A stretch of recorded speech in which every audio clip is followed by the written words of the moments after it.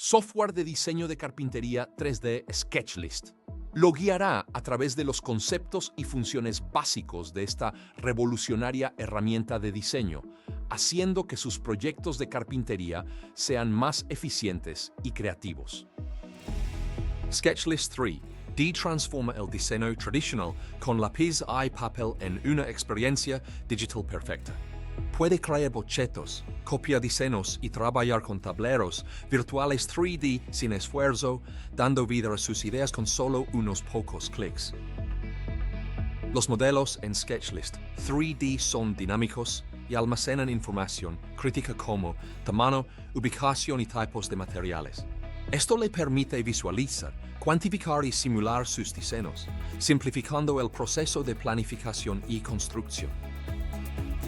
Los tableros son los componentes básicos del diseño en SketchList 3D. Inserte tablas en ensamblajes, puertas o cajones.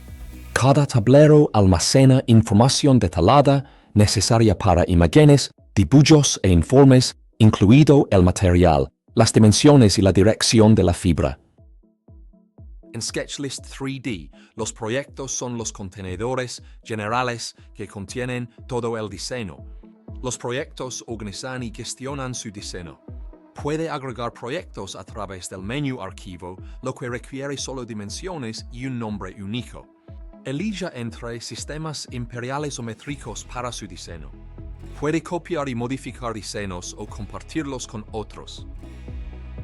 Define tableros por nombre, contenedor, material y tamaño. Se requieren espesor y dirección de la veta para generar listas de cortes y diseños de materiales optimizados.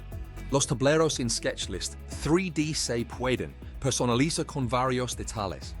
Puede cortar ángulos, curvas y agujeros en superficies y agregar carpintería y contornos a los bordes.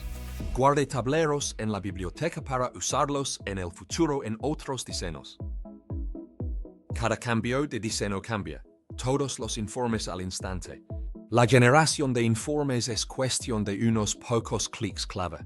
Los informes más utilizados son las listas de cortes, los planos de taller y los diseños de materiales optimizados. Gracias por explorar esta guía rápida para comenzar a utilizar SketchList 3D. Para obtener instrucciones y consejos más detallados, consulte nuestros vídeos en YouTube. ¡Feliz diseño!